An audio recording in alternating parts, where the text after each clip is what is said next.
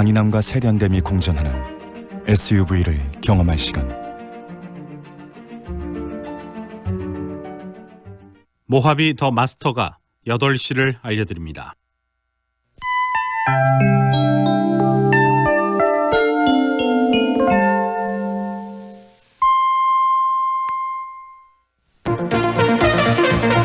광주 MBC 아침 종합 뉴스.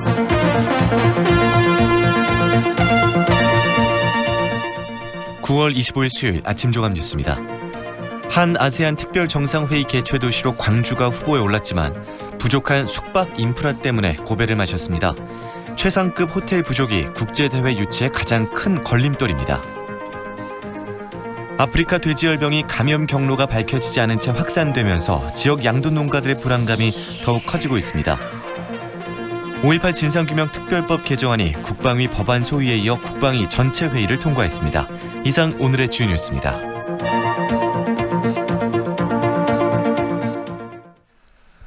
북한 김정은 위원장이 참석할 수도 있다는 한 아세안 특별 정상회의가 오는 11월 부산에서 열립니다. 광주도 후보 도시 중에 하나로 검토가 됐었는데 결국에는 탈락했습니다. 각국 정상들이 머물 만한 최상급 호텔이 부족한 게 약점으로 꼽혔다는데 이런 일이 처음이 아니라는 게 문제입니다. 이기상 기자입니다. 아세안 10개 나라 정상들이 참여하는 한 아세안 특별 정상회의가 오는 11월 부산에서 개최됩니다. 지난해 말 개최 도시를 결정하는 과정에서 광주를 포함한 5개 도시가 실사를 받았습니다. 아시아 문화중심 도시 광주가 개최 도시로 유력하게 검토됐지만 최종 심사에서 낙점을 받지 못했습니다. 각국 정상이 머물 수 있는 특급 호텔이 턱없이 부족하다는 게 가장 큰 실패 요인입니다. 비슷한 수준의 박향 광주시 문화관광체육실장입니다. 참석한 그 정상들을 다 채울 만큼의 특급 호텔이 없어가지고 저희들이 유치에 실패를 했습니다. 대규모 국제회의나 전문 심포지움이 광주에서 개최되지 않는 것도 비슷한 이유입니다. 올해로 16번째 열리는 세계 한상대회는 광주에서 고작 한 차례 열리는 데 그쳤고 국제의학 심포지움을 광주로 유치하는 계획도 번번이 실패하고 있습니다. 현재 광주에는 5성급 호텔이 없는 데다 4성급도 2개뿐이고 관광호텔도 10여 개에 불과해 조건이 까다로운 국제행사는 사실상 개최하기가 어려운 실정입니다. 김대중 컨벤션센터 일대를 국제회의 복합지구로 지정해서 활성화하고 있지만 부족한 인프라 탓에 한계에 부딪히기 일쑤입니다. 국가적인 틀, 김대중 컨벤션센터 김기태 본부장입니다. 광주의 그 관련 인프라 시설들을 좀 확충하는 계기가 됐으면 좋겠습니다. 제2컨벤션센터나 어등산 관광단지에 특급 호텔을 건립하는 사업이 추진 중이지만 정상 궤도에 오를지는 미지수여서 보다 확실한 대책이 필요하다는 지적입니다. MBC 뉴스 이계상입니다. 남광주 밤기차 야시장이 개장 3년 만에 존폐 갈림길에 섰습니다. 광주 동구는 방문객 감소와 운영비 부담 등으로 남광주 밤기차 야시장이 지난달 3일부터 영업을 중단했고 현재 상인회와 함께 재개점 여부를 논의하고 있다고 밝혔습니다. 남광주 밤기차 야시장은 지난 2016년 10억 원의 정부 예산 지원을 받아 개장했고 30개의 매대와 10대의 푸드트럭이 있었지만 지금은 4분의 1 수준으로 줄어든 상태입니다. 광주시가 광주FC 운영비 지원을 3년 더 연장하고 매각도 함께 추진하기로 했습니다. 광주시는 광주FC 운영비 지원 기한을 올해 12월에서 2022년 12월까지로 연장하는 내용을 담은 광주 시민 프로축구단 지원조례 일부 개정안을 입법 예고했습니다. 또한 광주FC가 안정적으로 운영될 수 있도록 지역 중견 기업들을 대상으로 매각 절차를 밟을 방안도 추진하고 있습니다.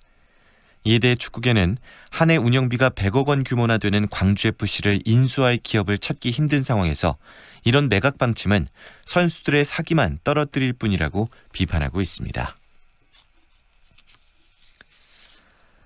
아프리카 돼지열병이 확산하면서 지역 양돈 농가들의 불안감이 더욱 커지고 있습니다. 이러다가는 양돈 산업 자체가 흔들릴 수 있다는 위기감마저 나오고 있습니다. 이재원 기자입니다. 경기도 파주에서 4번째 아프리카 돼지 열병이 확진되고 강화도에서 의심 신고가 들어가면서 또다시 48시간 이동 제한 조치가 발령됐습니다. 특히 2번째 발생 지역인 경기도 연천의 농장을 다녀온 차량이 전남 지역 농장 4곳을 들렸다고 알려져 한때 긴장감이 높아졌지만 방역 당국의 조사 결과 관련이 없는 것으로 확인됐습니다. 그런 것도 있고 돼지가 전라남도 아니라 관계자입니다. 소인 경우도 있고. 양돈 농가들은 불안한 가슴을 쓸어내리며 방역에 안간힘을 쏟고 있습니다. 외국인 근로자들도 외출이 자제되면서 양돈 농가는 사실상 외부와 고립된 생활을 하고 있습니다. 건강하게 만들어줘야 양돈 농민 되는데 한용석 씨입니다. 이게 갈수록 이런 재난들이 나오고 그러면은 농가들도 죽을 맛이고 또 국가적으로도 손해고. 불안한 상황이 연속되고 있지만 감염 경로는 정확히 밝혀지지 않아 불안감은 더욱 커지고 있습니다. 이 때문에 멧돼지와 고라니 같은 야생 동물에 대한 경계까지 늦추지 않고 있지만 오히려 이런 활동으로 방역에 구멍이 뚫릴 우려도 있습니다. 그런 거 공급하면 이제 양돈 농민 어떤 양찬규 일정한 씨입니다. 장소에서 공급을 해야 될 거 아니에요. 네네. 이제 그런 것들도 모이는 것 자체가 문제죠. 모이는 것 자체가.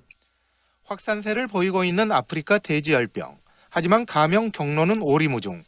양돈 농가들의 불안감은 커질 수밖에 없습니다. 때문에 돈가로 온 게 중요한 게 양돈 아니라 농민 양찬규 산업 씨입니다. 자체가 위기네요, 위기.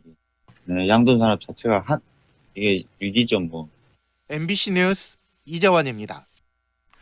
5.18 진상규명 특별법 개정안이 국방위 법안 소위에 이어 국방위 전체 회의를 통과했습니다. 자유한국당 백승주 의원이 대표 발의한 개정안은 5.18 진상규명 조사위원 자격에 군인으로 20년 이상 복무한 사람을 추가하는 내용을 담고 있습니다. 대한정치연대 최경환 의원은 한국당의 요구가 반영된 만큼 올해 안에 진상조사위원회가 출범할 수 있도록 한국당이 적합한 인물을 추천해야 한다고 압박했습니다. 국제 연안 정화의 날 행사를 위해 진도 해변에 일부러 쓰레기를 버려뒀다는 MBC 보도와 관련해 문성혁 해양수산부 장관이 공식 사과했습니다. 문 장관은 해양 쓰레기의 심각성을 알리자는 의도였다고 하더라도 거짓과 가장이 더해지면 행사의 취지가 무색해진다며 재발 방지를 위해 필요한 조치를 하겠다고 밝혔습니다. 지난 20일 진도 가계 해수욕장에서 열린 연안 정화의 날 행사를 앞두고 진도군은 미리 각종 폐기물을 해변에 버려뒀고 이 사실이 보도를 통해 알려지면서 빈축을 샀었습니다. 광주 세계수영선수권 대회 기간에 사용한 냉장고 2,000여 대가 지역의 어려운 이웃들에게 기부됩니다. 수영대회 조직위원회는 대회 기간 선수촌과 경기장에서 사용한 삼성전자 후원냉장고 2,000여 대를 기초수급자, 차상위 계층 등에게 전달할 계획이라고 밝혔습니다. 제품 전문 물류업체가 내일부터 해당자에게 이 냉장고들을 순차적으로 배송할 예정입니다. 일터나 학교에 가지 않고 집에만 틀어박혀 있는 은둔형 외톨이를 지원할 수 있는 근거가 마련될 전망입니다. 광주시 의회에 따르면 신수정 의원과 정무창 의원이 공동 발의한 은둔형 외톨이 지원에 관한 조례안이 소관 상임위원회인 환경복지위원회에서 통과됐습니다. 조례안은 광주시장이 5년마다 은둔형 외톨이 지원 기본 계획을 세우고 지원위원회를 운영하도록 하는 내용을 담고 있습니다. 은둔형 외톨이는 사회와 단절된 상태로 생활하면서 사회적 문제가 될 가능성이 높지만 구체적인 실태 파악조차 되지 않고 있는 상황입니다. 5.18 구속 부상자회 혁신위원회가 기자회견을 열고 전 회장의 비위 등으로 내부 갈등을 겪어왔던 구속 부상자회를 정상화하겠다고 선언했습니다. 5.18 구속 부상자회 혁신위원회는 양희승 전 5.18 구속 부상자회 회장과 이사들의 해임 결의를 법원이 지난 20일에 인정한 만큼 더 이상의 내부 갈등은 없을 것이라고 밝혔습니다. 또 12월까지 선관위를 구성해 새 집행부를 선출하는 등 구속 부상자회 정상화 방안을 추진하고 있다고 덧붙였습니다. 광주 남부경찰서가 단편 영화를 성교육 수업 중에 보여줘 성비위 논란을 빚고 있는 중학교 교사를 검찰에 기소 의견으로 넘겼다고 밝혔습니다. 광주 MBC 아침 종합 뉴스를 마칩니다. 아나운서 김두식입니다.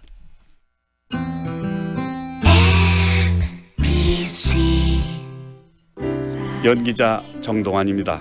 가끔 그 사람이 떠오를 때면 저도 모르게 하늘을 올려다봅니다. 누구나 그렇지요. 그리운 사람이 보고플 때면 을에 하늘을 올려다보게 되는 것. 사람이 곧 하늘이기 때문이죠. 사람을 하늘같이 섬깁니다. 스카이 장례식장. 산, 들, 바다를 품은 청정지역 부안에서 자란 하늘이 내린 선물 오디. 달콤한 맛과 풍부한 영양을 품어 아이부터 어른, 남녀노소 모두에게 사랑받는 하늘이 내린 보물 부안 오디. 이제 오디는 부안 오디를 꼭 기억하세요. 오디가 오디에 좋은 거죠? 지금 시각은 8시 10분입니다.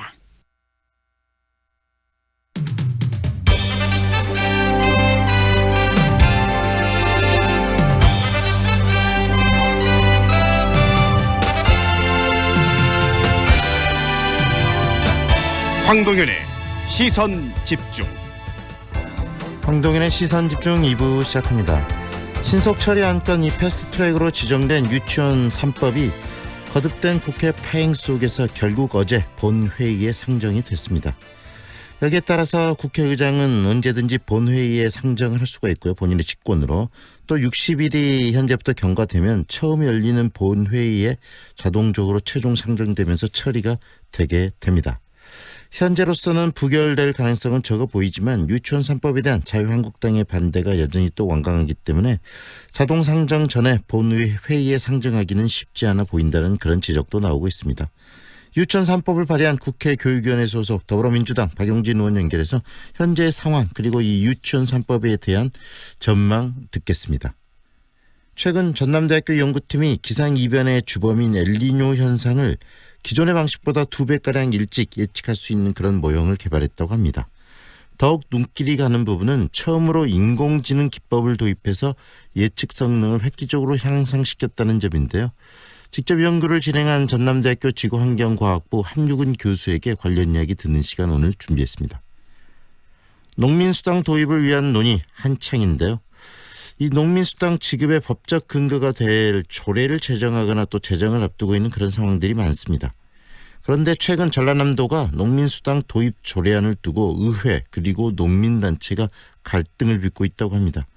왜 그런지 농민단체 입장을 듣는 시간 오늘 준비했습니다.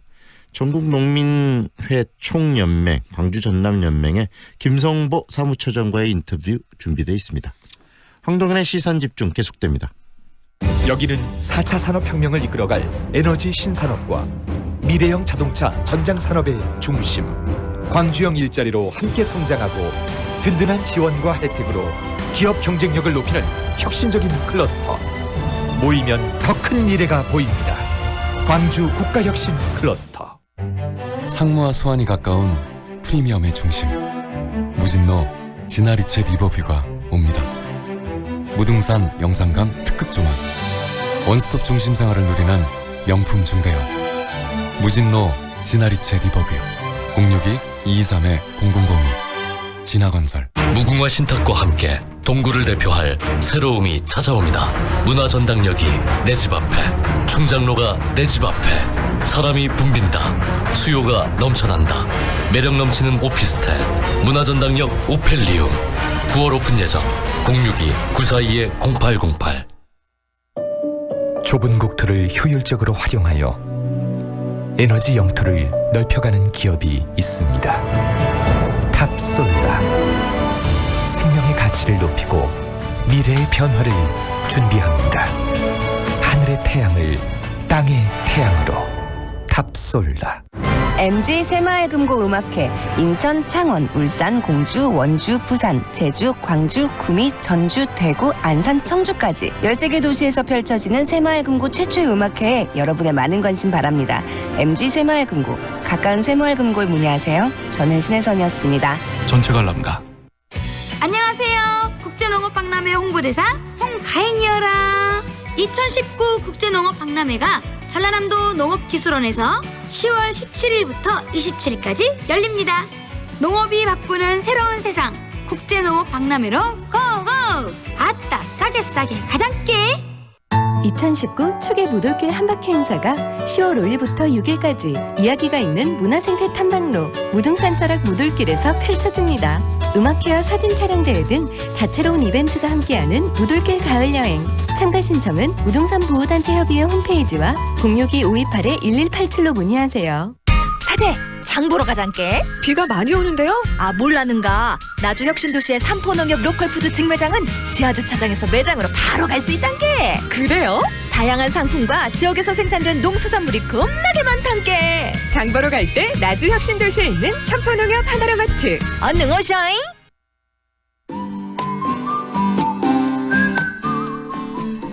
오늘은 하늘이 맑고 일교차가 클 것으로 보입니다.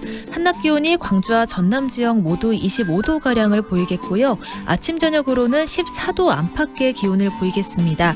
일교차가 10도가량 차이가 날 것으로 보입니다. 건강관리에 유의하시기 바랍니다. 우치로 향토사단에서 양일로 입구 상거리 방향, 양일로 입구 상거리 목간 지점 1, 2차로 막고 공사 중이고요. 반대 차로로 양방 통행 중입니다. 송암로 송암고가도로에서 송원고 방향, 송암고가도로 조금 지난 지점 3차로 막고 정기 공사 중입니다. 지나실 때 주의하시기 바랍니다. 출근길 지나면서 교통량 증가하고 있습니다.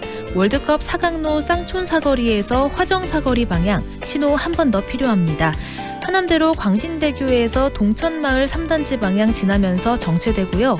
운천로 5.18 기념공원 앞 교차로에서 개수사거리 양방향으로 지나는데 신호 2번 필요합니다. 현재 출근길 가시거리가 200m 이하의 짙은 안개가 낀 곳이 있습니다. 안개 낀 곳을 지날 땐 차간 거리를 넉넉히 두고 서행 운전하시기 바랍니다. 안개로 인해 광주공항에는 어제에 이어 오늘도 저시정 경보가 발효됐습니다. 오늘 아침까지 항공기 운항에 차질이 있을 수 있으니 이용객들은 사전에 운항 정보를 확인하시기 바랍니다. 출근길 안전운행하시기 바랍니다. 오늘 미세먼지 농도는 보통 단계를 나타내고 있습니다. 현재 광주의 기온은 15도, 습도는 90%입니다. 지금까지 좋은 아침 좋은 일자리 광주 전문 취업 어플 사랑방자 협찬 교통정보의 신혜빈이었습니다. 황동현의 시선집중과 함께하고 계시는 지금 시각 8시 16분 40초 막 지나고 있습니다. 사립 유치원을 개혁하기 위한 이른바 유치원 3법이 국회 상임위원회에서 논의를 하지 못한 채 패스트트랙을 통해서 본회의에 자동 상정이 됐습니다. 여야 정치권이 법안을 좀 심도 있게 논의할 수 있는 그런 시간들이 충분히 주어졌음에도 불구하고 결국 정쟁으로 그 시간을 날려버린 건데요. 법안을 직접 발의한 더불어민주당 박용진 의원 연결해서 현 상황에 대한 입장 그리고 앞으로 이 유치원 3법 어떻게 지금 진행되는지 들어보는 시간 준비했습니다. 안녕하세요, 의원님. 예, 안녕하세요. 박용진입니다. 네, 의원님 유치원 3법 굉장히 또 논란의 중심에 있었고 이 패스트트랙을 통해서 지금까지 왔는데 이 상임위원회에서 충분히 이것을 좀 더 심도 있게 논의할 수 있는 그런 시간들이 있었음에도 불구하고 여야가 그러지 못했습니다. 그 과정 어떻게 보셨어요? 이제 속이 타죠, 정말. 원래 이 패스트트랙이라고 하는 건 관련 상임위에서 180일 동안 요 안에 충분히 좀 논의해서 협의해서 더 짧게 처리할 수도 있는 거거든요. 네. 네, 자유한국당이 단 한 번도 관련 논의에 응하지 않아서 180일 그대로 다 흘려보냈고요. 네. 법사위원회에서도 역시 그 여상규 법사위원장 아닙니까? 네. 자유한국당 소속이신데 상정조차 안 해서요. 아예 논의를 봉쇄된 채로 그냥 90일 자체를 다 흘려보내고 말았습니다. 그러니까 패스트트랙의 묘미에 따라서 180일, 90일이 지났으니까 이제 본회의로 오긴 왔습니다만 네. 패스트트랙의 원래 정신은 그 기간 안에 다시 한번 협의를 할 수 있도록 하라. 이렇게 좀 그 절충을 하고 합의를 해야 되는데 그렇게 전혀 하지 못한 채로 시간만 낭비한 셈이 됐죠. 네, 정말 이 사립 유치원의 비리가 문제가 크게 됐고 그런 과정을 통해서 만들어진 유치원 3법인데 이 법을 만드는 이 의원들이 이런 것에 대해서 논의조차 하지 않았다는 것은 정말 안타까운 부분이고 정치권이 이래도 되느냐라는 국민들의 분노가 좀 있는 부분이기도 합니다. 의원님도 그 부분에 대해서도 여러 생각이 드실 것 같아요. 네, 전체적으로는 국회 무능함에 대해서 비판받아야 되겠습니다만 실제로 보면 이 법이 작년 10월 23일 날 발의가 됐어요. 네. 그리고 패스트트랙에 걸릴 때까지 한 달 좀 넘는 시간을 계속 논의를 하고 협의를 했는데 정말 여러 차례 했거든요. 네. 근데 자유한국당의 태도는 제가 그 당시 자유한국당 침대 축구한다, 시간 끌기 한다. 그래서 그냥 이렇게 위야무야 정기국회를 넘기려고 한다. 그렇게 말씀드린 적이 많아요.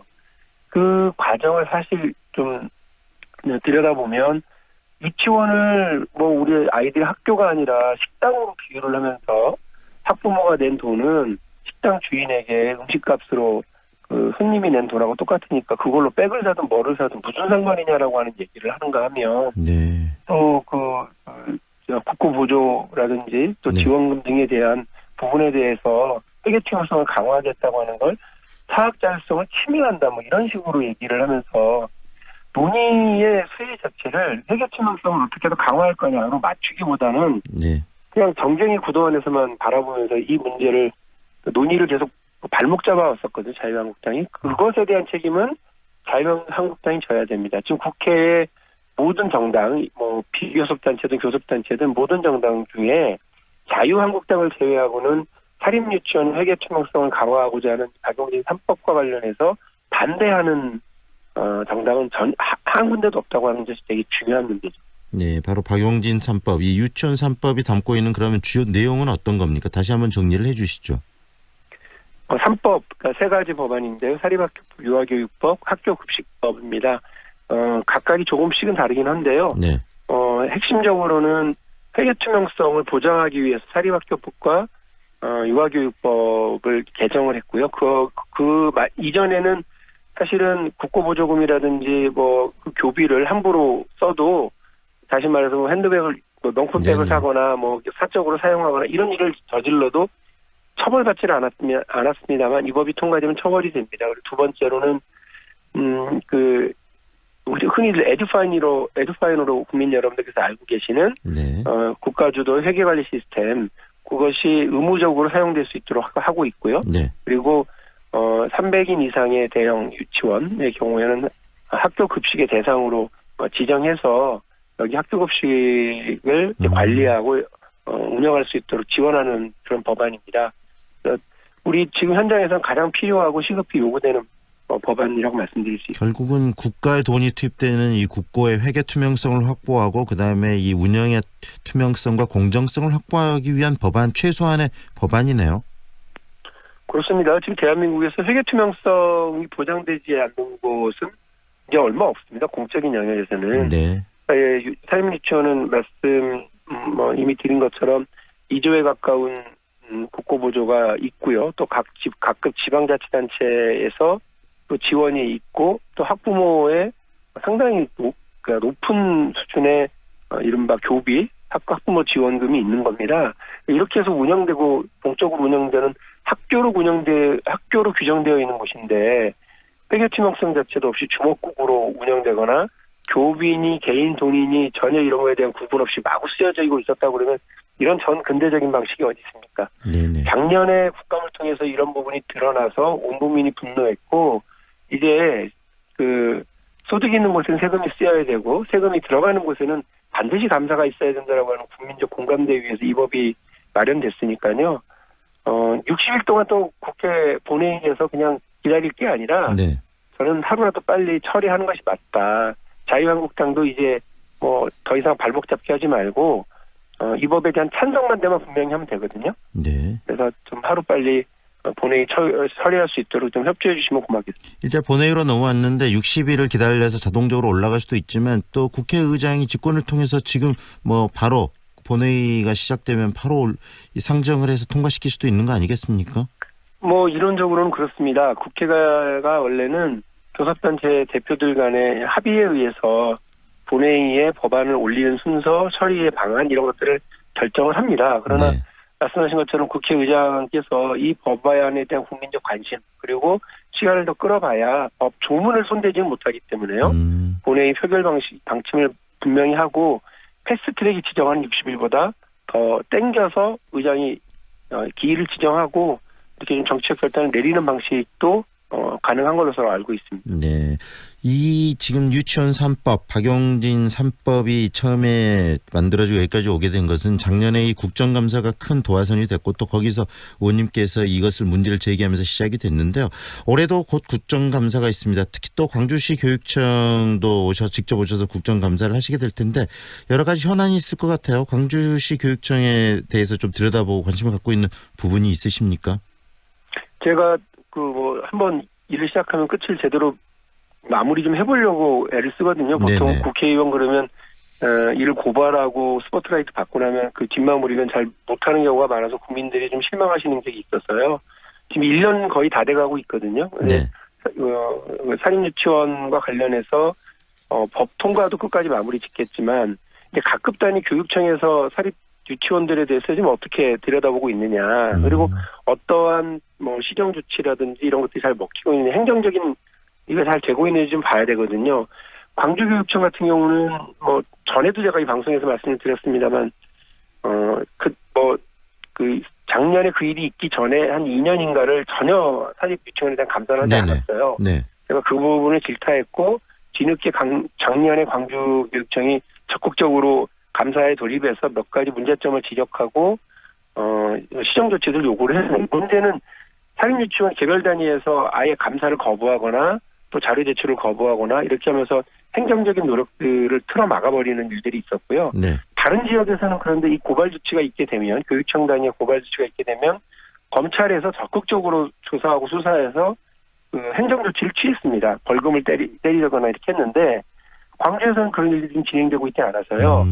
요 일이 행여나 지역 단위에 힘 있고 돈 있고 빽 있는 사람들 간의 유착 관계 속에서 뭔가 이렇게 좀 유야무야 되고 있었던 건 아니냐. 아이들을 위해서 쓰여져야 될 돈이 제대로 쓰여지는지 감시해야 될 체계가, 어른들의 체계가 이거를 눈 넘어지는 체제로 돌아가고 있었던 건 아니냐를 좀 들여다볼 생각입니다. 네, 꼼꼼하게 좀 살펴주시고요. 또 문제가 있다면 정확하게 좀 날카롭게 지적을 해주셨으면 좋겠습니다. 이런 과정들, 이 사립 유치원들의 비리나 문제점을 지적하고 날카롭게 파헤치신 것도 우리 의원님께서 우리 사회의 공정성에 대한 어떤 강력한 의지로 이렇게 하셨다고 생각이 되는데, 최근에 이 조국 법무부 장관 사태를 보면서 이 입시 그리고 또 취업에 관련해서도 우리 사회의 공정성 좀 이제는 바로 세워야 되겠다라는 이야기들이 나오고 그러는데, 그런 전반적인 우리 사회 공정성을 바로 세우는 방식에 대해서도 의원님 나름 고민이 많으실 것 같아요. 어떠신가요? 일단 뭐 아까 제가 말씀을 드렸습니다만 우리 사회에 돈 있고 힘 있고 빽 있는 사람들 있잖아요. 네. 그런 분들은 저를 포함해서 뭔가 공익의식을 좀 더 높여야 되고요. 또 스스로 좀 돌아보고 자제하고 이렇게 해야 될 필요가 있다고 봅니다. 그건 개인적이고 도덕적인 일단 측면인데요. 네. 그 교육에서의 이 불공정함이라든지 교육의 여러 문제는 사실은 노동의 문제에서부터 옵니다. 그러니까 20살이 돼서 사회에 진출을 했는데 첫 직장이 비정규직이고 너무나 열악한 노동 조건 이런 걸 보면서 부모들이 아이들에게 어떻게든 좋은 학교, 좋은 대학을 보내고 우리 아이만이라도 좀 지켜보겠다고 하면서 교육 과정에서의 불평등함이 막 노출되고 또 돈 있고 힘 있고 빽 있는 사람들의 부모가 자기 자식이 그걸 그대로 물려주려고 하는 부와 신분의 뭐 이렇게 대물림 같은 상속 네. 이런 것들이 또 드러나고 있는 것 아니겠습니까? 그래서 저는 교육 문제의 개혁은 노동시장의 개혁, 노동의 문제를 좀 변화시켜내는 것부터 해야 된다고 생각하기 때문에 사회 전반이 같이 가야 된다고 생각합니다만 일단 교육이 격차를 해소하고 우리 사회에 이제 신분 상승, 기회균 등의 사다리 역할을 할 수 있도록 제도를 개선하고 또 뭔가 제가 교육위원회 소속이니까요. 네. 당 차원에서도 국회 차원에서도 노력을 좀 많이 기울여야 되겠다는 생각을 요즘 특히 많이 하고 있습니다. 네, 공정한 사회를 만드는데 박 의원께서 좀 더 강력한 역할들을 해주셨으면 하는 기대를 많은 분들이 갖고 있을 거라고 생각이 듭니다. 오늘 말씀은 여기까지 들을게요. 또 광주 이 국정감사에 오셨을 때 인터뷰를 했으면 좋겠습니다. 감사합니다, 의원님. 예, 감사합니다. 건강하십시오. 지금까지 더불어민주당 박용진 의원과 함께했습니다.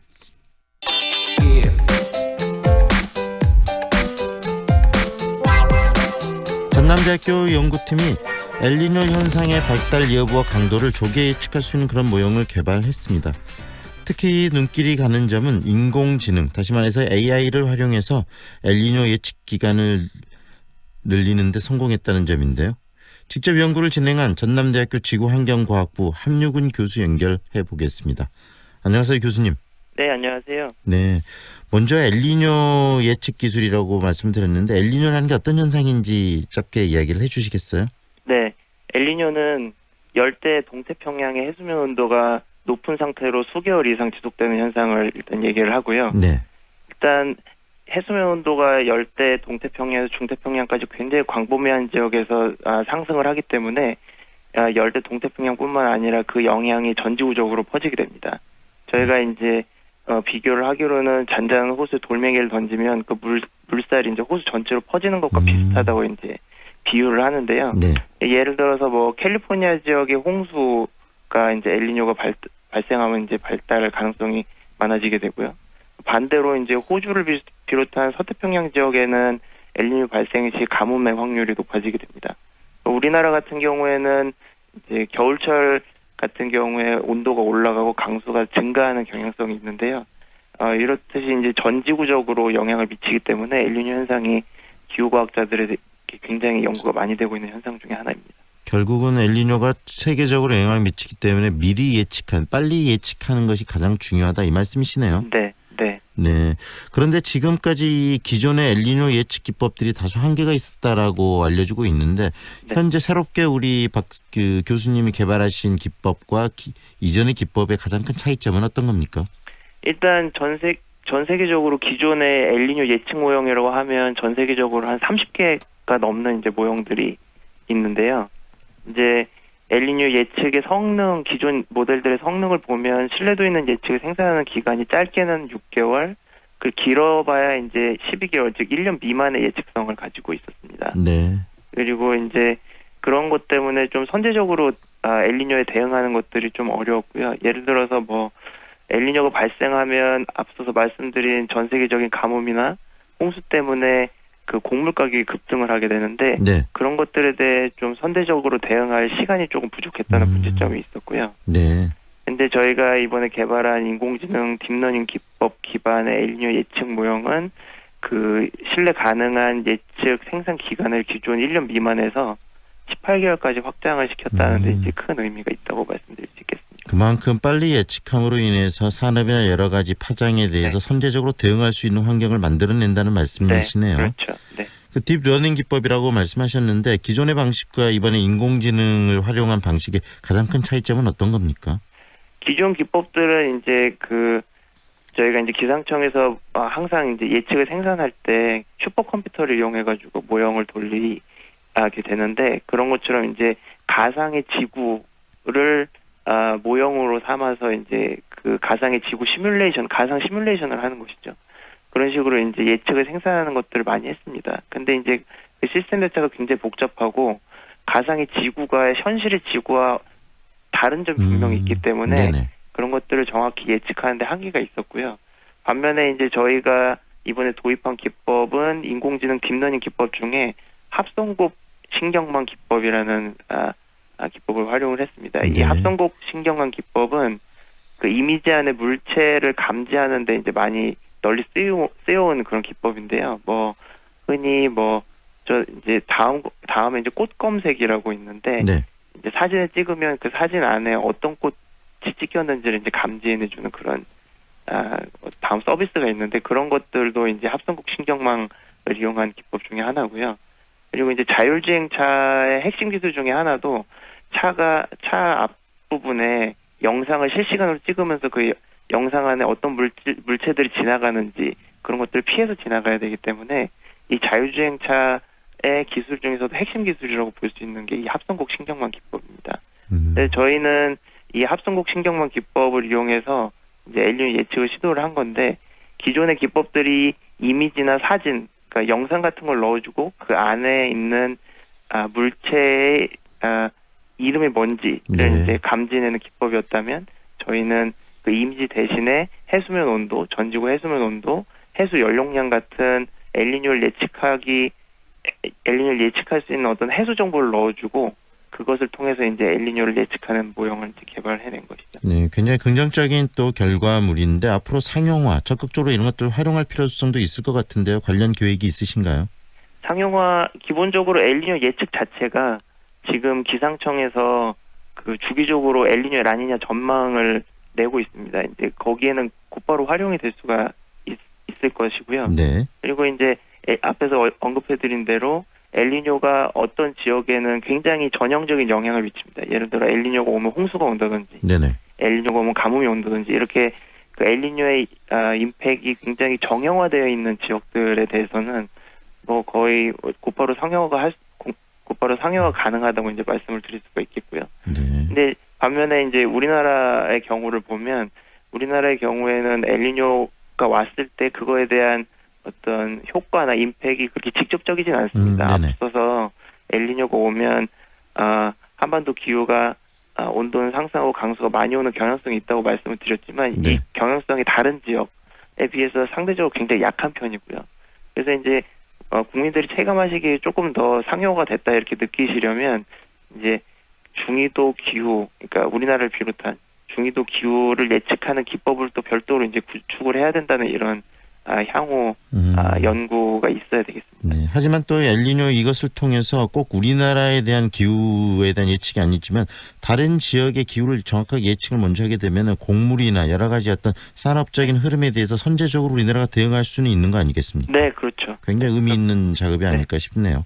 오늘 말씀은 여기까지 들을게요. 고맙습니다. 네, 감사합니다. 특히 전남대학교 지구환경과학부 함유근 교수와 함께했습니다.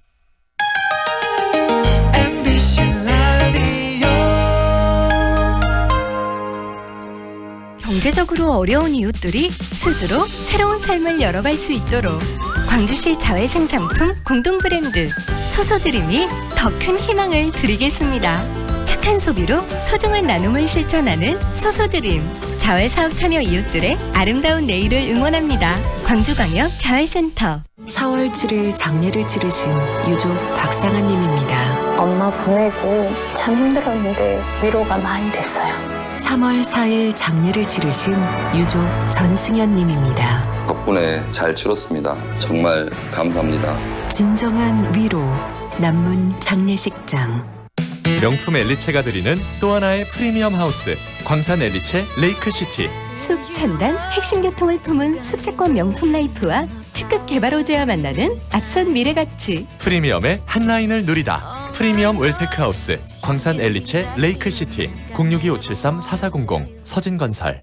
또 한 번의 감동. 파순 3차 한국 아델리움 센트럴이 옵니다. 파순 가장 빛나는 자리에서 누리는 편리한 생활 인프라로 한국 아델리움의 성공 신화를 다시 한번 이어갑니다. 파순 3차 한국 아델리움 센트럴 9월 오픈 예정. 1811-6734 파순교리 지역주택조합 추진위원회. 93.5 Feelings between the sheets. Why am I caressing my mama's fat knees? 세상을 보는 지역의 눈. 여러분은 지금 황동현의 시선 집중과 함께하고 있습니다.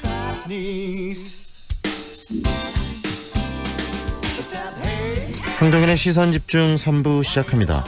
농민수당 지급의 법적 근거가 될 조례를 제정하거나 제정을 앞두고 있는 지자체들이 많은데요. 전라남도의 경우에 조례안을 두고 전라남도 의회 그리고 농민단체가 갈등을 빚고 있다고 합니다.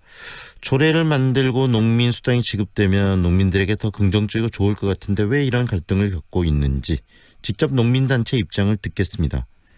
전국농민회 총연맹 광주 전남연맹의 입장 듣습니다. 김성보 사무처장 연결합니다. 안녕하세요, 처장님. 예, 안녕하십니까. 네, 지금 뭐 두 차례 태풍 농가의 피해는 없으신가요?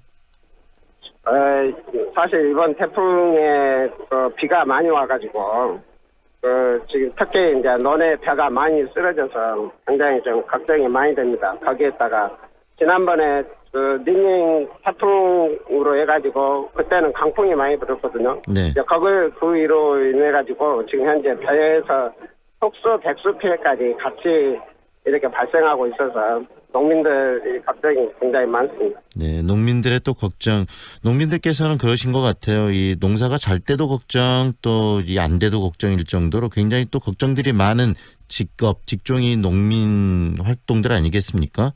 예, 그렇습니다. 네, 그래서 이 농민 수당 좀 고정적으로 기본적인 어떤 생계를 유지할 수 있는 그런 수당이 만들어지는 것은 굉장히 중요할 부분일 것 같은데요.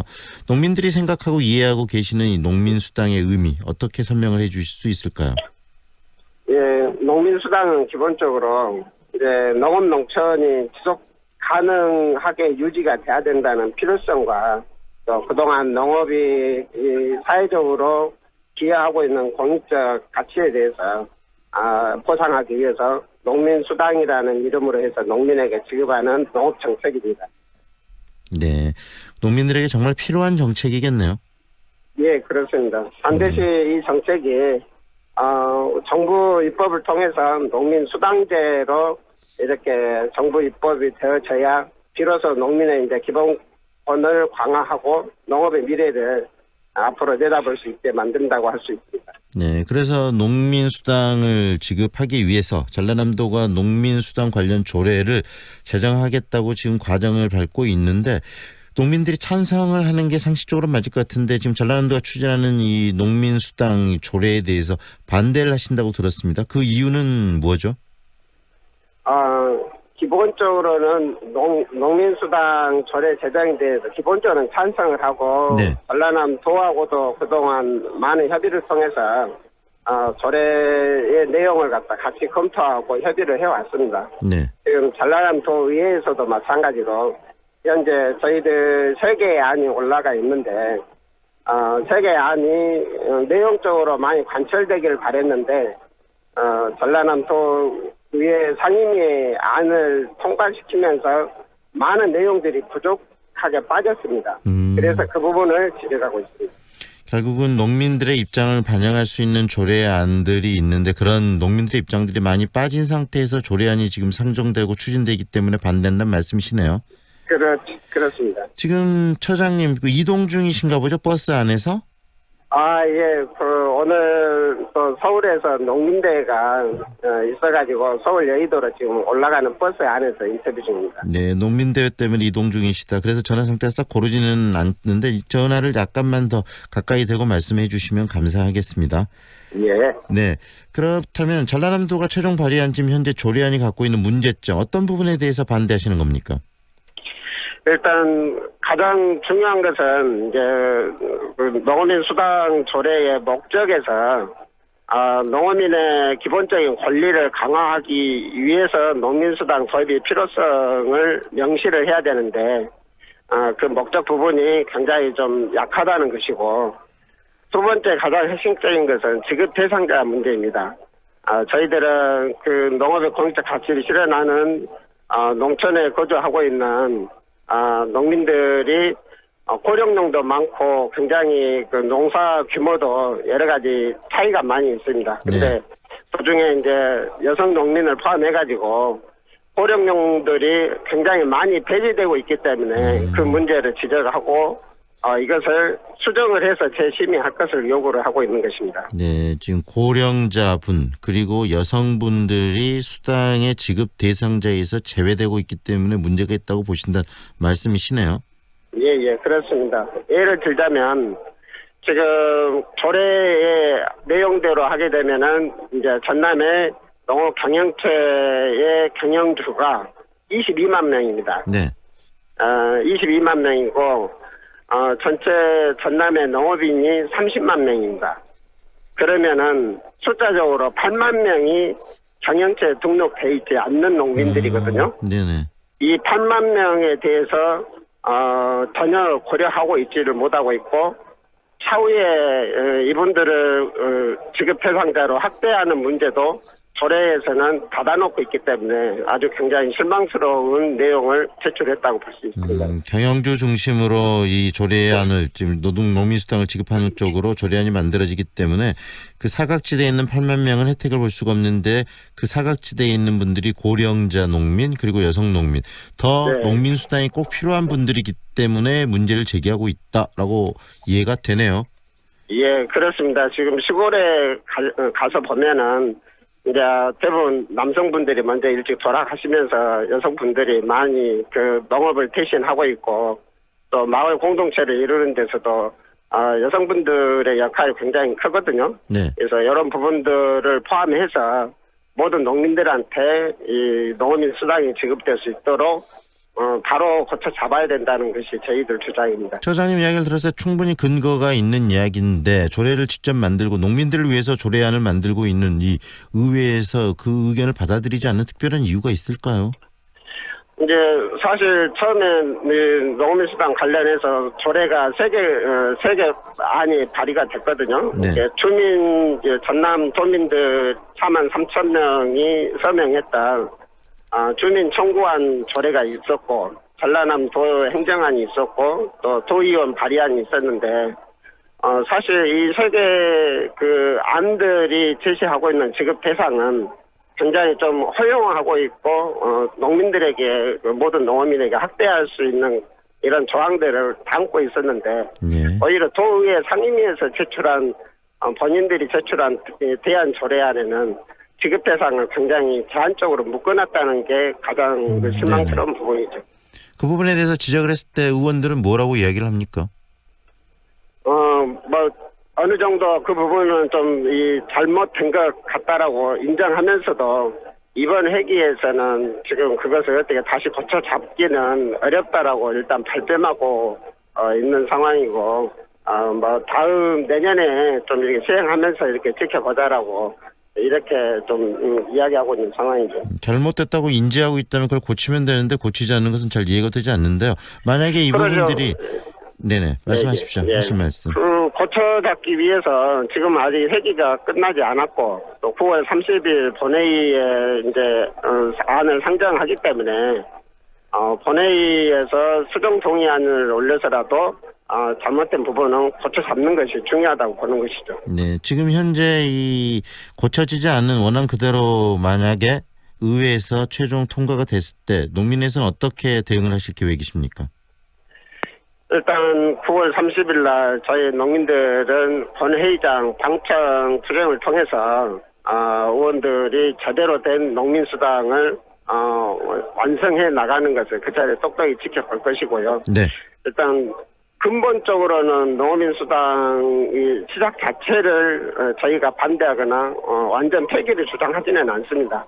지급 대상을 명확하게 확대할 수 있도록 그 수정안을 가지고서 심의할 것을 요구하는 것이고, 그리고 이제 농어민 수당에 대한 목적에 대해서 농어민의 기본권을 강화하는 이런 문구가 반드시 들어가기를 원하는 것이죠. 네, 오늘 말씀은 여기까지 듣겠습니다. 고맙습니다. 예, 감사합니다. 지금까지 전국농민의 총연맹 광주 전남연맹의 김성보 사무처장과 인터뷰를 했는데요. 지금 서울 농민대회 때문에 버스로 이동 중인 상태이어서 전화 상태가 그렇게 인터뷰 상태가 고르지 못했던 점 청취자 여러분께 양해 말씀드립니다.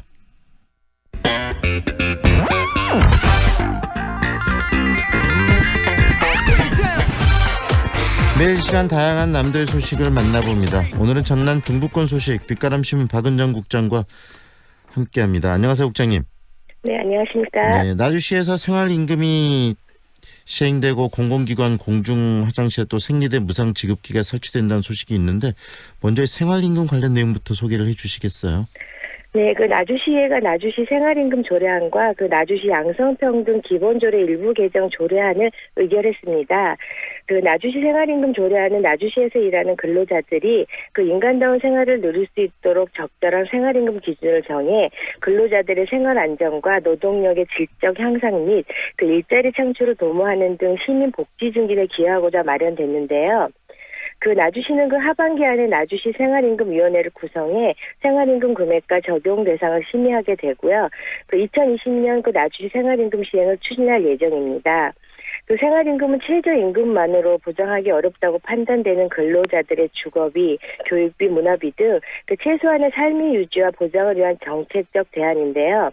그 2018년 10월 기준 전국 106개 광역 지방단체에서 그 생활임금 조례가 제정돼 운영되고 있습니다. 네. 그리고 또 나주시 공공기관의 공중화장실에 생리대 무상 지급기 설치가 추진된다는 내용도 있는데 이 부분도 상당히 긍정적인 효과를 발휘할 것 같다는 생각이 듭니다. 네, 그렇습니다. 그 나주시 양성평등 기본조례에 시장은 여성의 성 건강을 위해 예산의 범위에서 보건위생의 필수적인 물품을 지원할 수 있으며 또 긴급한 경우를 대비해 공공시설 등에 비치할 수 있다는 내용을 신설해 그 여성의 건강권을 증진하고 일상생활의 불편함 해소에 기여할 것으로 예상됩니다. 그 나주시는 여성들이 주로 출입하는 공공기관의 여성 화장실 내에 그 비상용 생리대 비치 사업을 시범적으로 진행 후 평가를 통해 확대 운영 여부를 계획하고 있는데요. 네. 그 두 가지 조례안을 대표 발의한 그 나주시의 한강민 의원은 그 나주시 기간제 노동자와 입탁기간 노동자들의 생활 안정을 위해 도입되는 생활임금을 통해 노동자의 생계가 실질적으로 보장되는 나주시의 대표적인 노동정책으로 자리매김을 할 것을 기대한다며 또 그 향후 빛가람동 공공기관과 민간 기업에도 생활임금이 정책적으로 확대해 나가길 요청할 것이라고 말했고요. 또 더불어 그 나주시 공공시설물 여성 화장실 내 비상용 생리대를 비치해 가임기 여성의 성관공을 위한 물품을 지원하고요. 2018년 여성 친화도시로 지정된 나주시가 다양한 여성 정책 도입으로 성평등 도시로 나가는 소중한 계기가 되길 희망한다고 말했습니다. 네, 그리고 최근에 파주 연천 등지에서 아프리카 돼지열병 확진 판정들이 이어지고 있는데요. 호남 최대 도축장이 나주시에 지금 있지 않습니까? 나주시 상황이 네. 궁금한데요. 어떻게 잘 관리는 되고 있나요? 네, 그렇습니다. 그 파주 연천 그리고 어제 그 강화 등에서 아프리카 돼지열병 확진 판정이 나면서 그 나주시도 지금 비상입니다. 그 아프리카 돼지열병은 바이러스성 출혈 돼지 전염병인데요. 그 돼지 흑사병으로 불리기도 하고요. 또 주로 감염된 돼지의 분비물 등에 직접 전파되는데요. 그 잠복기는 최소 3일, 최대 22일까지입니다. 그 백신이나 치료약이 개발되지 않아 감염 시 치사율이 100%에 이르기 때문에 한 번 발생할 경우 양동 농가에 치명적인 피해를 끼칩니다. 이에 따라 그 나주시는 아프리카 돼지열병에 대한 청정 지역 사수를 위해 차단 방역 작업에 총력을 기울이고 있는데요. 그 나주시는 경기도 지역 아프리카 돼지열병 발생 이후 농가 점검반을 즉각 편성해 그 밀집 사육 지역인 노안 현해원을 비롯한 관내 양동 농가에 대한 일제 점검을 실시했습니다. 또 그 더불어 나주시는 전체 양돈 농가를 대상으로 전화 예찰을 매일 실시하고 있고요. 또 외국인 노동자 관리와 자체 소독 실시, 소독 실시 기록부 작성, 농가 간 모임 자제 등을 안내하고 있는데요. 네. 그 나주시는 동수동 소재 거점 소독 시설을 운영해 차량 소독 여부를 확인하는 등 그 소독 필증을 발급하고 있고요. 또 소독 필증을 미지참한 차량은 농가 출입을 금지하고 있습니다. 그 나주시는 현재 그 85구호 농가에서 약 17만 대의 돼지를 사육하고 있습니다. 네. 아프리카 돼지열병에 대한 철저한 관리가 지금 요구되고 있는데요. 지역 정치권에서는 최근에 의미 있는 분석 자료를 내놨다고 들었습니다. 그 내용도 소개해 주시죠.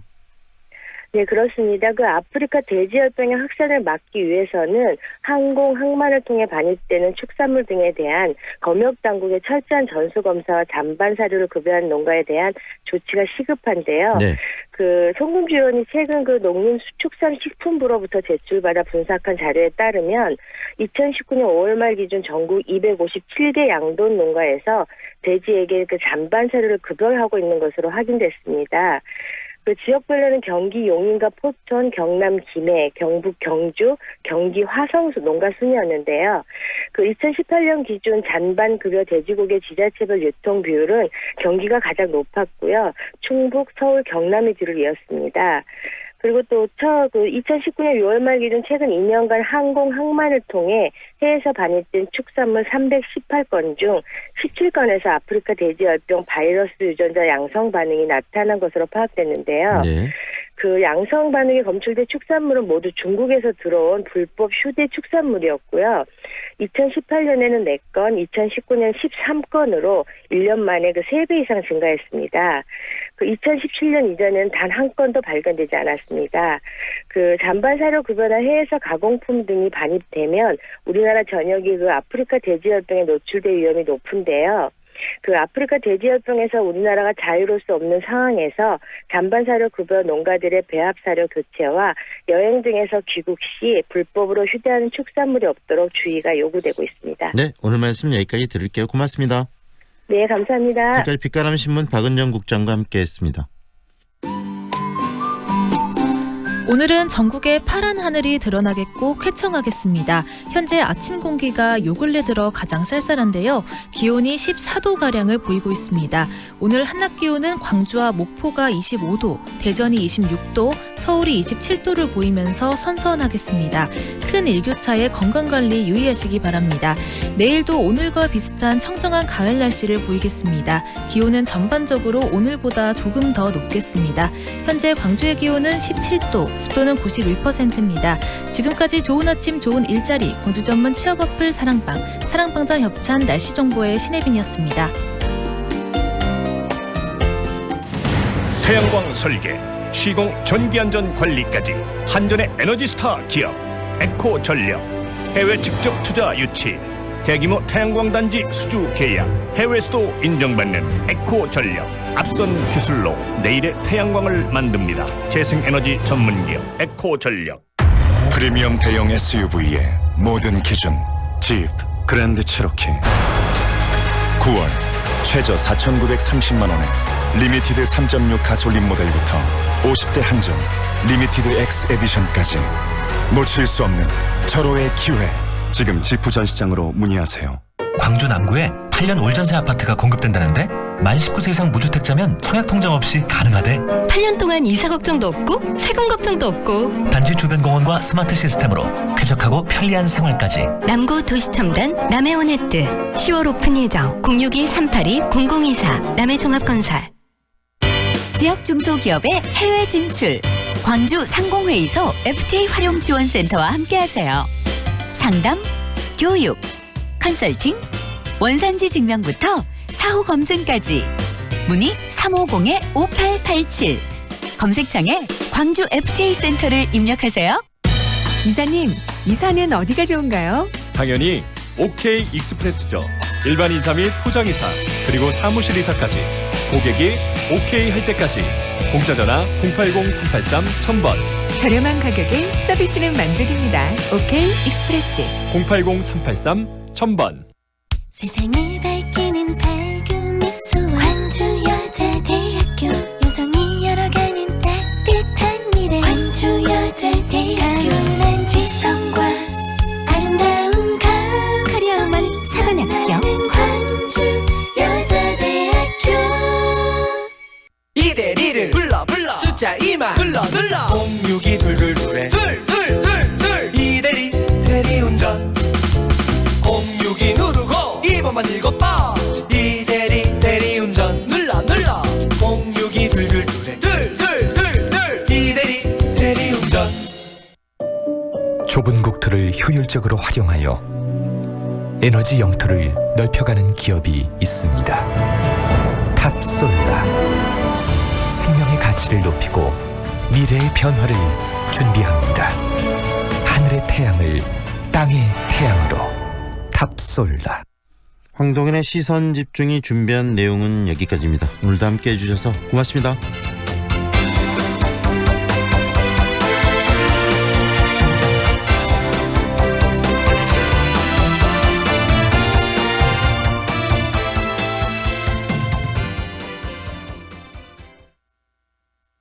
지금 시각은 8시 57분입니다. 진심을 팝니다. 안심을 삽니다. 품질은 높이고 가격은 낮추고 기쁨은 2배. 엄청 넓어진 화순축협 하나로마트. 양주가의 희망을 조합원의 활력을 11월 30일까지 추첨을 통해 총 500분께 푸짐한 경품을 드립니다. 화순고와 가까운 화순축협 하나로마트. MG 새마을금고 음악회 인천, 창원, 울산, 공주, 원주, 부산, 제주, 광주, 구미, 전주, 대구, 안산, 청주까지 13개 도시에서 펼쳐지는 새마을금고 최초의 음악회에 여러분의 많은 관심 바랍니다. MG 새마을금고, 가까운 새마을금고에 문의하세요. 저는 신혜선이었습니다. 전체 관람가 4차 산업혁명 시대 블루오션 농업 최신 스마트팜 완비 해외 현장 실습 지원 기숙사비 교육활동비 지원 대학 특별 전형 등 호남 유일의 미래농업 선도고교 호남원예고가 청년 창업농을 육성합니다. 부농의 꿈을 나주 호남원예고등학교에서 키우십시오. 교차로 모퉁이 될까 말까? 될까 말까 할 때는 대지 마세요. 파도도 잔잔한데 구명조끼 입을까 말까? 입을까 말까 할 때는 입으세요. 안전을 망설이지 마세요. 안전을 눈치 보지 마세요. 공익광고협의회. 안녕하세요. 스포츠 클라이밍 국가대표 김한울이라고 합니다. 초등학교 3학년 때부터 시작을 했는데요. 첫 대회 나갔는데 꼴등을 했던 기억이 나요. 어려운 코스들을 등반을 해서 완등을 했을 때 기분이 좋은 것 같아요. 성취감도 느끼는 것 같아요. 클라이밍은 자기만의 싸움이죠. 홀드 하나하나 잡으면서 자신의 길을 찾아갈 수 있는 것 같아요. 일단은 도쿄올림픽에 출전하는 게 첫 번째 목표예요. 국제대회에서 좀 더 나은 성적을 얻는 게 제 목표인 것 같습니다. 근데 앞으로 지도자 생활을 할 수 있고 또 아니면 뭐 이렇게 센터를 차리는 날인지 할 수 있기 때문에 클라이밍은 제 삶의 밥줄입니다. 광주 MBC는 현실이라는 암벽을 오르는 청년들을 응원합니다. 청년의 꿈을 키우는 남도 청출어람. 이 캠페인은 글로벌 공기업 한국농어촌공사와 함께합니다.